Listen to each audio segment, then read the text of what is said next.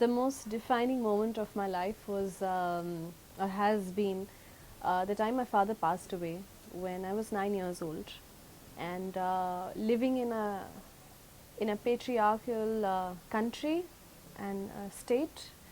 Here was my mother and two girls. I was 9 and my sister was 4 at that time, and and how I saw her fight on instead of giving in. We had to change cities to be more secure. We had to live with our uncle, and he had to take us in. It was a huge joint family of about 10 people with 5 kids undergoing education.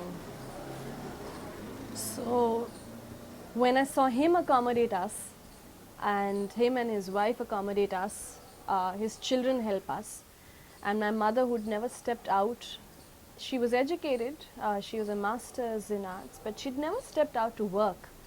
And I saw her taking up this role of starting to work. I realized that the focus was entirely on me and my sister about how we must grow to have happy lives, educated lives, enlightened lives. So that made me so strong. Right from that time, I knew, I think when I must have been 10 or maybe 11, I knew very clearly that I did not have time to waste on trivial pursuits of saying, oh, I will, and I mean no offense, but I knew I had to get into, I couldn't do a regular arts or a regular graduation somewhere and then look for a professional line. I knew I had to get into a professional course immediately after school, and I did that.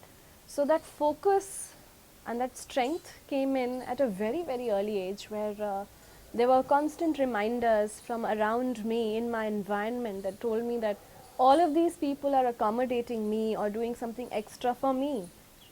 So if I need to, I cannot then buckle in, and I cannot cry for silly reasons. I have to be stronger and go out and do things on my own. So hats off to all the people who accommodated us. I mean, imagine 10 people in a family, 5 children, from a student in MBA, one in medical studies. So that's a very, very expensive education, all the way down to the second standard student, second grade student. So that's a huge variety of people in the house, and everyone helped, pitched in.